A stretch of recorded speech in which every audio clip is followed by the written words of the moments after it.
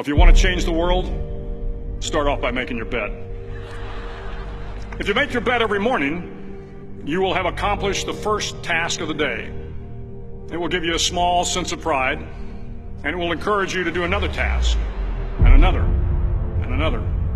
And by the end of the day, that one task completed will have turned into many tasks completed. Making your bed will also reinforce the fact that the little things in life matter. If you can't do the little things right, you'll never be able to do the big things right. And if by chance you have a miserable day, you will come home to a bed that is made,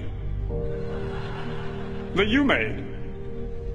And a made bed gives you encouragement that tomorrow will be better. To pass SEAL training, there are a series of long swims that must be completed.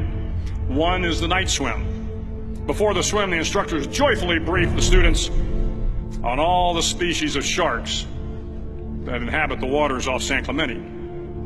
They assure you, however, that no student has ever been eaten by a shark, at least not that they can remember. But you are also taught that if a shark begins to circle your position, stand your ground. Do not swim away. Do not act afraid. And if the shark, hungry for a midnight snack, darts towards you, then summons up all your strength and punch him in the snout, and he will turn and swim away. There are a lot of sharks in the world. If you hope to complete the swim, you will have to deal with them. So if you want to change the world, don't back down from the sharks. Over a few weeks of difficult training, my SEAL class, which started with 150 men, was down to just 42. There were now 6 boat crews of 7 men each. I was in the boat with the tall guys, but the best boat crew we had was made up of the little guys, the Munchkin crew, we called them. No one was over 5'5". The Munchkin boat crew had 1 American Indian, 1 African American, 1 Polish American, 1 Greek American, 1 Italian American, and 2 tough kids from the Midwest. They out-paddled, outran, and outswam all the other boat crews. The big men in the other boat crews would always make good-natured fun of the tiny little flippers the Munchkins put on their tiny little feet prior to every swim. But somehow these little guys from every corner of the nation and the world always had the last laugh, swimming faster than everyone and reaching the shore long before the rest of us. SEAL training was a great equalizer. Nothing mattered but your will to succeed, not your color, not your ethnic background, not your education, not your social status. If you want to change the world, measure a person by the size of their heart, not by the size of their flippers. The 9th week of training is referred to as Hell Week. It is 6 days of no sleep, constant physical and mental harassment, and 1 special day at the Mud Flats. The Mud Flats are an area between San Diego and Tijuana where the water runs off and creates the Tijuana Sloughs, a swampy patch of terrain where the mud will engulf you. It is on Wednesday of Hell Week that you paddle down to the Mud Flats and spend the next 15 hours trying to survive the freezing cold, the howling wind, and the incessant pressure to quit from the instructors. As the sun began to set that Wednesday evening, my training class, having committed some egregious infraction of the rules, was ordered into the mud.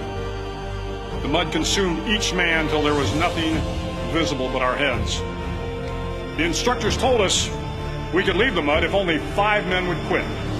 Only 5 men, just 5 men, and we could get out of the oppressive cold. Looking around the mud flat, it was apparent that some students were about to give up. It was still over 8 hours till the sun came up. 8 more hours of bone-chilling cold. The chattering teeth and the shivering moans of the trainees were so loud, it was hard to hear anything. And then one voice began to echo through the night. One voice raised in song. The song was terribly out of tune, but sung with great enthusiasm. One voice became 2, and 2 became 3, and before long, everyone in the class was singing. The instructors threatened us with more time in the mud if we kept up the singing, but the singing persisted, and somehow the mud seemed a little warmer, and the wind a little tamer, and the dawn not so far away. If I have learned anything in my time traveling the world, it is the power of hope, the power of one person, a Washington, a Lincoln, King, Mandela, and even a young girl from Pakistan, Malala. One person can change the world by giving people hope. So if you want to change the world, start each day with a task completed. Find someone to help you through life. Respect everyone. Know that life is not fair and that you will fail often. But if you take some risks, step up when the times are the toughest, face down the bullies, lift up the downtrodden, and never ever give up. If you do these things, the next generation and the generations that follow will live in a world far better than the one we have today. And what started here will indeed have changed the world for the better.